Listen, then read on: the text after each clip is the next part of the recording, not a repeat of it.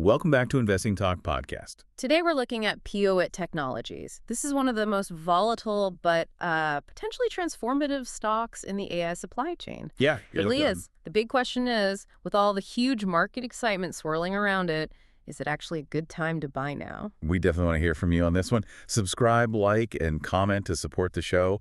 And, if there's a specific company you want us to look into, just leave it in the comments below. We're really digging into a fascinating case study here with PO82. So let's get into the analysis. For listeners, this company, it really represents a classic binary investment case, doesn't it?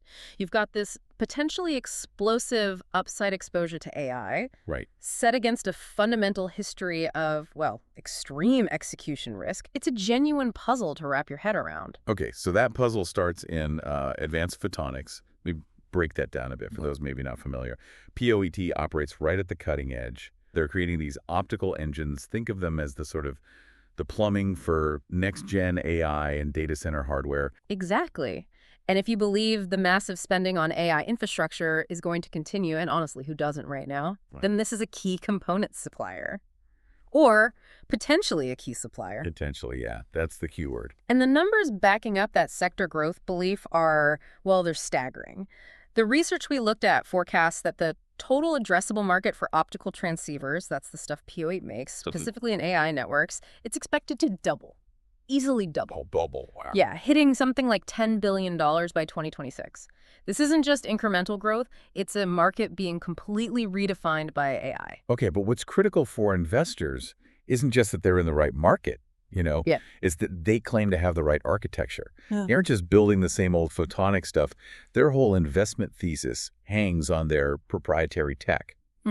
These photonic integrated circuits, or PICs, and the real core of their platform, the optical interposer. Right, let's unpack that a bit, because this is really where the potential investor insight lies. A PIC, basically it's like the microchip of photonics, a tiny circuit routing light, not electricity. Okay. But the interposer, that's the key innovation they talk about. Think of it like the integration layer.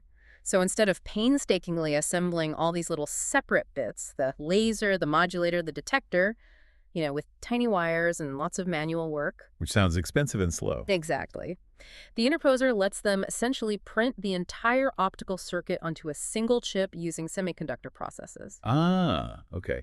So they're trying to take photonics from being this kind of fiddly, high-labor assembly job and turn it into something you can mass produce, like chips. What does that really mean for, say, a hyperscaler, like Google or a Microsoft?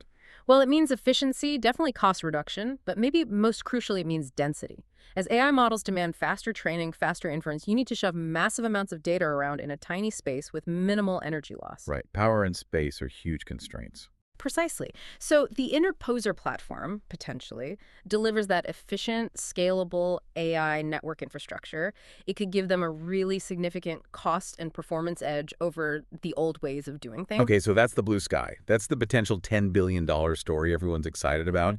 But we absolutely have to ground that in their reality before October 2025, because this company was fundamentally pre-scale. It was incredibly volatile, and financially, the numbers were brutal. Oh, they were. Yeah, brutal is a good word. If you look at the last reported revenue figures before all the recent financing news, it was a shocker. Revenue in 2024 totaled only $41,427. Wait, $41,000, not missed. Wow, so $41,427. And that represents a year-over-year contraction of 91% from the year before. 91% drop. Yeah. It's almost, total commercial failure on paper at that point. Okay, hang on. A 91% contraction. That's the kind of number you sometimes see right before a bankruptcy filing. We can't just gloss over that. Are we sure this wasn't just a failing venture that maybe got bailed out by, AI hype financing? That just screams existential execution risk. That is exactly the risk we have to highlight. That number reflects, maybe... Okay, so the historical fundamentals, they confirm the risk is just off the charts. But here's where the story gets really compelling, right? Because the whole market narrative just seemed to flip completely in October 2025. That capital influx wasn't just some small fundraiser. It felt like a massive vote of confidence that directly addresses the execution risk you just laid out. The pivot is quite astonishing, actually. In October, POIT executed this huge financing surge. They raised US $225 million in total. And this was split between pretty substantial U.S. $150 billion registered direct offering, which is key because it brought in two new fundamental institutional investors. Ah, new institutional money. That's significant. Very. And then there was a separate U.S. $75 million private placement on top of that. Wow. So it's huge. That financing more than doubles their pro forma cash position. Gives them a monumental war chest, basically. And this cash isn't just for, keeping the lights on. It's explicitly earmarked for funding acquisitions, accelerating R&D, scaling up their light source business. This feels like the market placing a massive, admittedly speculative bet that they will execute this time. Perfectly. And crucially, this huge capital injection happened right alongside the first real signs of concrete commercial traction. Signals that maybe the spending won't just vanish into, R&D purgatory. They secured a $5 million production order for their Infinity 800G optical engines, and that's directly targeting that high-growth AI server market. Okay, $5 million. Now, those deliveries aren't scheduled until the second half of 2026, so it's not immediate revenue. But still, a $5 million order is a significant proof of concept win, isn't it? Yeah. It validates that someone, likely a key AI player, sees the performance advantage of their interposer platform. Exactly. It's a key milestone in actually converting all that R&D promise into a real revenue pipeline. Makes sense. And beyond just orders, they're getting high-profile validation through partnerships, too. They announced a collaboration with NTT Innovative Devices. They're going to co-develop a 100G bidirectional optical engine specifically focused on AI-driven 5G networks. So that shows the tech might be versatile across different sectors. Interesting. And the innovation pipeline keeps flowing, too. I saw something about recent product launches. Yeah, at the CIOE 2025 event back in September, they launched critical new products. There was the Blazar light source for co-packaged optics CPO and the massive Teralight 1.6T optical engine. Okay, let's quickly define CPO for the listener. Co-packaged optics.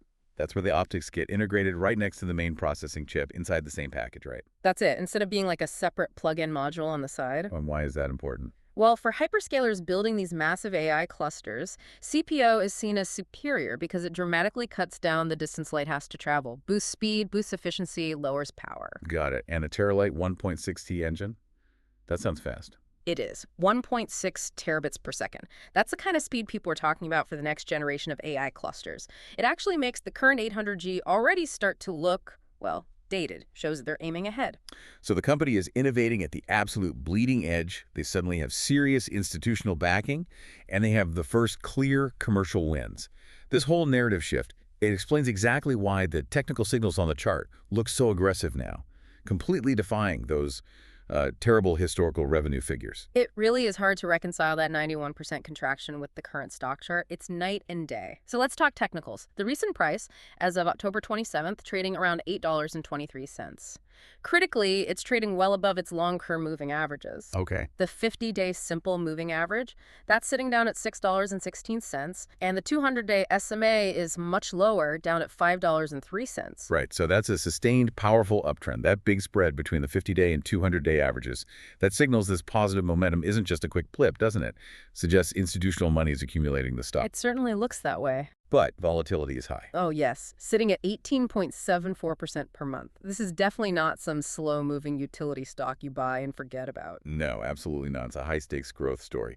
What about broader sentiment indicators? Well, the 14-day Relative Strength Index, the RSI, it's pretty neutral, actually, around 52.00, so it's not technically overbought yet, which is interesting. Okay. And even more interesting, the broader Fear and Greed Index is currently sitting in fear territory, around 39. Huh. So that's kind of a classic contrarian setup, isn't it? The technical analysis is screaming by the momentum, strong uptrend, institutional accumulation.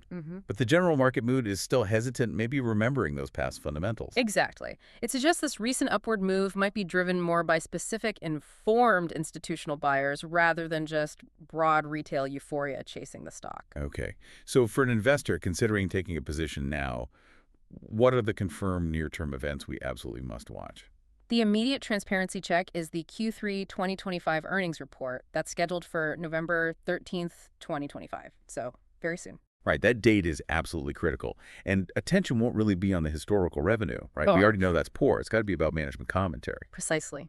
We need hard data, or at least convincing commentary, about the production ramp up for those new high-speed optical families, the 800G Infinity and that 1.6T Teralight product. Yeah. Can they show they're actually converting that huge cash pile into tangible execution? That's the million-dollar, or rather $225 million question. Absolutely. Now, beyond that confirmed catalyst, we sort of enter the realm of speculative upside, the high risk, high reward territory that really drives these big valuation swings. We have seen some unconfirmed rumors swirling around, things like a potential transformative partnership or maybe a big design win with a tier 1 AI or data center OEM, a hyperscaler name. Wow, okay, landing a tier 1 customer like that would be completely game-changing, wouldn't it? It moves PO from just being a promising R&D house to a truly vital component supplier overnight. What about corporate strategy? I mean, they have $225 million now. Are there rumors about how they might use that strategically beyond just R&D? Well, that capital definitely opened up options. There's been market chatter about Pioet maybe pursuing a manufacturing joint venture somewhere in Asia. That would be a way to accelerate production scale quickly and directly address that execution risk we keep talking Makes about. sense to get the manufacturing sorted. Right. And then conversely, because their interposer technology is potentially so strategically critical for future network architecture, well, there's also speculation about Pioet itself becoming an acquisition target for a larger industry incumbent looking to buy that capability. Right, M&A chatter. Okay, so those rumors, the tier 1 win, the JV, the acquisition, they absolutely have to be treated as speculation for now. High risk. But the potential upside, if any of those were to materialize, it's significant. Yeah. It would likely push the stock far past current levels. So let's try to bring it all together. We have horrible historical fundamentals, right, followed by massive cash reserves now, bullish technical momentum on the charts, and a core technology positioned perfectly for this multi-billion-dollar AI infrastructure boom. That sums it up well. So based on that high upside exposure to next-gen AI photonics and really the overwhelming impact of that recent capital injection, we'd assign an overall rating of bullish, maybe a 7 out of 10. Okay, a bullish 7-10.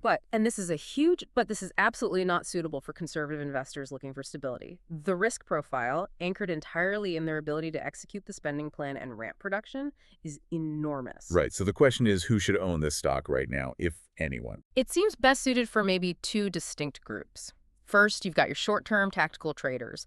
They might be looking to play this upcoming catalyst window, the next 1 to 3 months around that critical November earnings report. Okay, tactical play on the catalyst. Second, maybe speculative long-term positions. Investors looking for pure, high-leverage exposure to the foundational AI infrastructure build-out and willing to take that big risk. It really feels like an all-or-nothing bet on the interposer technology actually working at scale. The path for PUO technologies clearly involves massive operational risk. I mean, they absolutely have to execute flawlessly with a $225 million war chest. But the market, through that funding and the stock price action, has unequivocally placed a significant bet on their ability to lead the AI photonics roadmap. It's a classic high-stakes race, where the execution of their new architecture is everything, and failure means, well, probably significant dilution or worse.